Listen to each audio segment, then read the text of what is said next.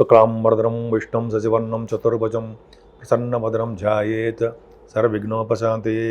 गं गणपतये नमः। ओं श्री महागुरुभ्यो नमः। ఓం శ్రీ మాత్రే నమో నమః. మా ఆది ఆస్ట్రాలజీని చూస్తారంటే మీ అందరికీ పేరు పేరున నా హృదయపూర్వక నమస్కారాలు. ఇప్పుడు మనం 11th జనవరి 2026 నుంచి 17th జనవరి వారం రోజులు ఎలా ఉండబోతుందో ఇప్పుడు తెలుసుకుందామండి. 12 రాశుల వారికి ఎలా ఉండబోతుందో తెలుసుకుందాం. ముఖ్యంగా గ్రహాల యొక్క స్థితిగతులను ఒకసారి చెప్పుకుందామండి. ముఖ్యంగా మిథున రాశిలో గురుడు వక్రగతిలో ఉన్నాడు. ఒక శుభగ్రహం వక్రించినంత మాత్రాన చెడు ఫలితాలు ఇస్తాడేం కాదండి. శుభగ్రహాలు వక్రించినంత మాత్రాన శుభ ఫలితాలు కూడా ఇస్తారు. అంతేకాకుండా సింహరాశిలో కేతు ఉన్నాడు. 11th and 12th డేట్స్లో చంద్రుడు తులారాశిలో ఉంటాడు. ఇక్కడ ఒక అద్భుతమైన విషయం చెప్తానండి. ఇక్కడ మనం 4 గ్రహాలు ఒక రాశిలోనూ మళ్ళీ 4 గ్రహాలు మళ్ళీ ఇంకో రాశిలోనూ వెళ్ళిపోతున్నారు. అంటే రవి, బుధ, కుజ, శుక్రులు వీళ్ళు నలుగురు ధనురాశిలో ఉన్నారు, ధనస్సులో ఉన్నారు. ఈ 4 గ్రహాలు మళ్ళీ చూడండి. రవి 14వ తారీఖు నుంచి మకరంలోకి వెళ్తాడు. మకర సంక్రమణం అద్భుతం. ఆ రోజు చేసే పూజలు, దానాలు, హోమాలు, యజ్ఞయాగాలు కానీ మనకు సంబంధించిన ఏదైనా సరే అన్నదానాలు, వస్త్రదానాలు అద్భుతమైన ఫలితాలు ఇస్తాయని చెప్తూ ఉంటాం మనం. అంతేకాకుండా కుజుడు కంటే ముందర 13వ తారీఖు నుంచి శుక్రుడు వస్తున్నాడు. ఉండే మకరంలోకి శుక్రుడు 13వ తారీఖు వస్తున్నాడు. రవి 14వ తారీఖు నుంచి మకరంలోకి వస్తున్నాడు. 16వ తారీఖు నుంచి ఏమో కుజుడు ఎగ్జాల్టేషన్కి వెళ్తున్నాడు. అమ్మ బాబోయ్, కుజుడు ఎగ్జాల్టేషన్ వెళ్ళాలంటే అంత అదృష్టమో. అదొకటి. అంతే కాకుండా బుధుడు 17వ తారీఖు నుంచి. ఈ 4 గ్రహాలు అంటే ధనురాశిలో ఉన్న 4 గ్రహాలు మళ్ళీ మకర రాశిలోకి వెళ్తున్నాయి చెప్పుకుందామండి. తర్వాత రాహు మనకు ఆల్మోస్ట్ తెలిసిందే. రాహు బ్రహ్మాండంగా కుంభరాశిలో ఉన్నాడు. శనీశ్వరుడు మీనరాశిలో ఉన్నాడు.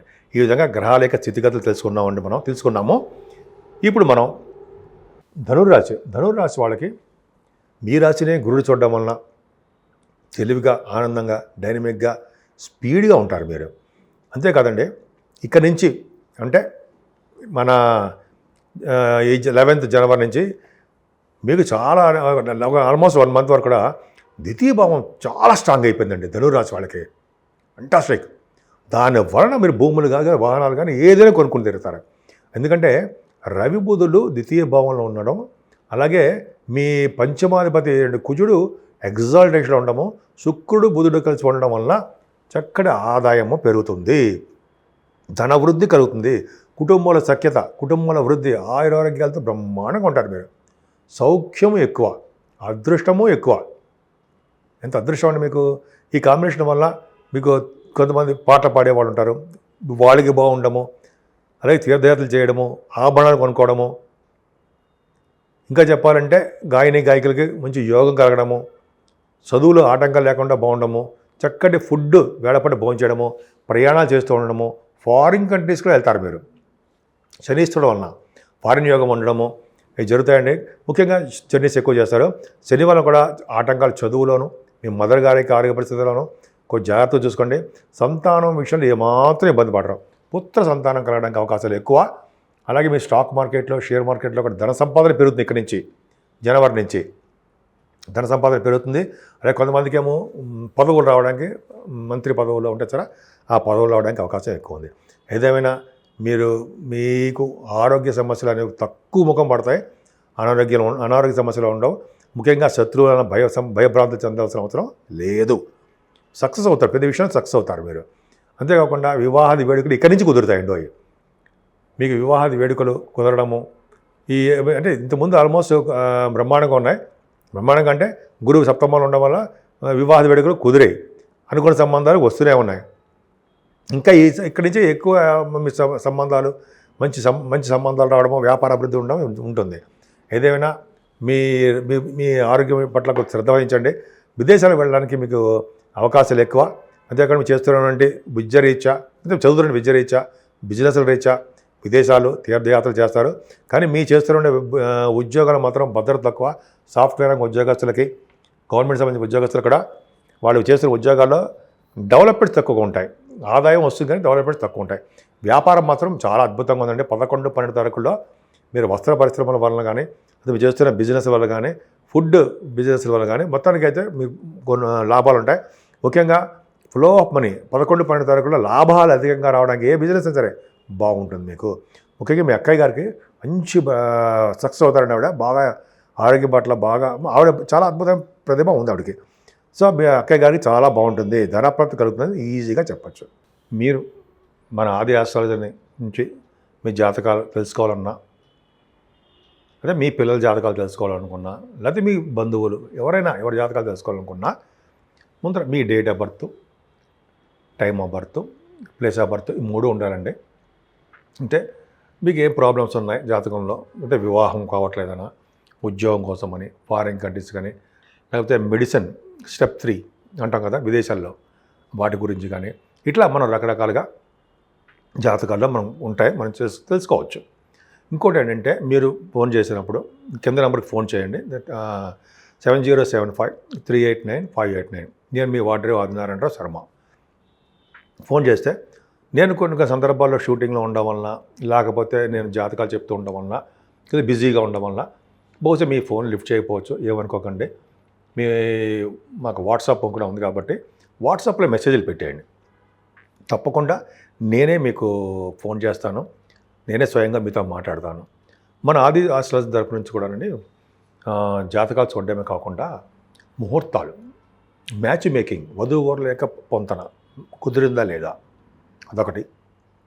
తర్వాత ముహూర్తాలు, పెళ్లి ముహూర్తాలు కానీ, లేకపోతే గృహప్రవేశ ముహూర్తాలు కానీ, కొన్ని ముహూర్తాలు ఉంటాయి కదా, ఈ ముహూర్తాలు కూడా మనం పెట్టుకోవచ్చండి, చేసుకోవచ్చు. చెప్తా మా ఆది ఆస్ట్రాలజీ నేనే చేస్తుంటాను.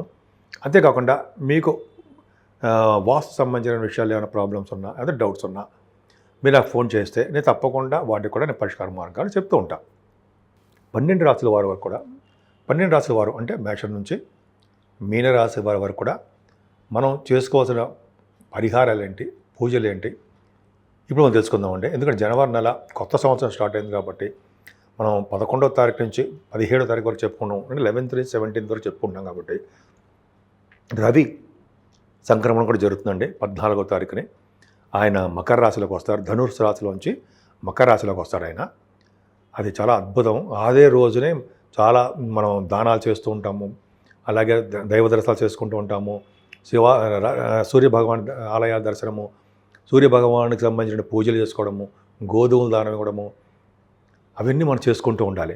ఆ రోజు అద్భుతమైన సంక్రమణం ఉంటుంది. రవి సంక్రమణంలో చాలా అద్భుతమైన దానాలు, చాలా మోస్ట్ ఇంపార్టెంట్ దానాలండి. అంటే బంగారము, వస్త్రదానాలు, అన్నదానాలు మనం అంటాం కదా, అవన్నీ చెప్పుకుందాం. ఒకసారి ఒక వీడియో తీస్తాను నేను. అది చాలా ఇంపార్టెంట్ అండి. అందుకని అంటే ఈ వారంలో కూడా సూర్యభగవాన్ ఆరాధన, సూర్యభగవాన్ నమస్కారాలు, సూర్యుని సంబంధించిన దేవాలయం సందర్శించడం వలన దోషాలు చాలా మంది పరిహారం అవుతాయి. అంతే కదండి, మనం ఈ 14వ తారీఖున కూడా మకర సంక్రమణ రోజు మకర జ్యోతి దర్శనం కూడా జరుగుతుంది. అయ్యప్ప స్వామివారిని కూడా పూజించడం అత్యంత శుభకరం, అత్యంత అదృష్టం కూడా మనకి. సో ఆయన పూజించడం వలన, ఆయన దర్శనం చేసుకోవడం వలన, లేకపోతే అదే రోజు స్వామివారి యొక్క జ్యోతి దర్శనం చేసుకోవడం వలన అన్ని శుభాలు కలుగుతాయి. వచ్చే సంవత్సరం మళ్ళీ మకర సంక్రమణం వరకు, అంటే ఆ రోజు మకర సంక్రాంతి జ్యోతి దర్శనం వరకు కూడా అన్ని శుభాలు కలుగుతాయని, స్వామివారు అంటే అయ్యప్ప స్వామివారి యొక్క ఆశీస్సులు మనకి ఎప్పుడూ ఉంటాయని మనకి చాలా విషయాలు తెలుసుకున్నాం మనం. సో కాబట్టి అయ్యప్ప స్వామివారిని కూడా పూజించడం అత్యంత అదృష్టం మనకి. ఆయన పూజించాలండి. అంతేకాకుండా సూర్యభగవాన్ని, ముఖ్యంగా కుజుడు కూడా ఆయన వచ్చేసి పరమోచ్చలోకి వస్తున్నాడు, వచ్చేలో ఉంటాడు, ఎగ్జాల్టేషన్లో ఉంటాడు ఆయన. కుజుడు కూడా ఆరాధన చాలా పవిత్రం అండి. సుబ్రహ్మణ్య స్వామి ఆరాధన కొన్ని రాసుల వారు కూడా చెప్తాను. ఆ అద్భుతమైన ఫలితాలు, ఆయన ఇచ్చే అద్భుతమైన ఫలితాలు అంతా ఇంత కాదండి, మహా విశేషంగా ఉంటాయి. సో ఈ విధంగా అమ్మవారిని పూజించడం వలన, అంటే కామాఖ్య అమ్మవారు కానీ, లలిత అమ్మవారు కానీ, కనకదుర్గ అమ్మవారు కానీ, ఇలా పూజించుకుంటూ, అయితే అమ్మవారి యొక్క అభిషేకాలు చేసుకుంటూ, లేకపోతే అమ్మవారికి కుంకుమలు చేసుకుంటూ, చండీ హోమాలు లాంటివి చేసుకుంటూ ఉంటే మనకి సర్వత్రా విజయం కలుగుతుందని చెప్పి అనుకుంటాం కదా. అంటే కొత్త సంవత్సరంలో అన్ని రాసుల వాళ్ళకి మేము అనుకుంటాం కదా, దిగ్విజయంగా ఉండాలని, అన్ని రంగాల్లోనూ ముందంజలో ఉండాలని. మన జాతకాల్లో కొంచెం ప్రాబ్లమ్స్ ఉన్నా మనం పరిహారాలు చేసుకోవడం వలన, అంటే రాహు పరిహారం అనుకుందాం. రాహు అష్టమంలో ఉన్నాడు, 12వ భావంలో ఉంటాడు, పంచమస్థానంలో ఉంటాడు, సప్తమంలో ఉంటాడు. ఇటువంటి కొంతమంది రాసుల వాళ్ళకి రాహు వచ్చే దోషాలు ఉంటాయి కదా.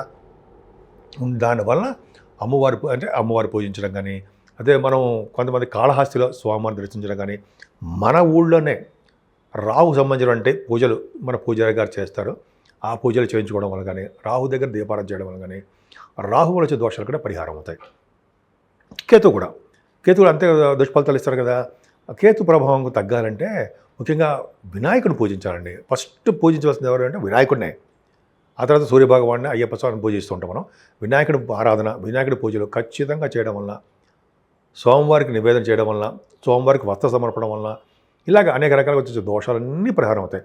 ఈ కేతువు కూడా కుజస్వామి కాబట్టి సుబ్రహ్మణ్యేశ్వర స్వామిని కూడా పూజించడం అనేది అత్యంత చెప్పదగ్గ విషయం అండి. ఇలాగ మనకి నేను చెప్పిందే కాకుండా మీకు కూడా ఏ అమ్మవారు ఏ దేవత పూజించాలనుకుంటే ఆ దేవతను పూజించండి. మనస్ఫూర్తిగా పూజించడం వలన చక్కటి అవకాశాలు, అదృశ్యాలు ఈ వారం మొత్తం, ఈ సంవత్సరం మొత్తం కూడా మనకు ఉంటాయి.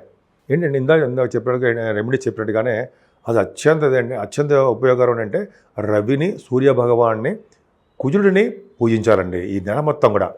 ఎందుకంటే సూర్యభగవాన్ ఎప్పుడు కూడా మనకి ఆరోగ్య ప్రదాత అంటాం. ఎప్పుడైనా సరే అష్టమంలో ఉన్నా సరే, సప్తమంలో ఉన్నా సరే, యాక్చువల్గా మన రవిని పూజించాల్సిందే.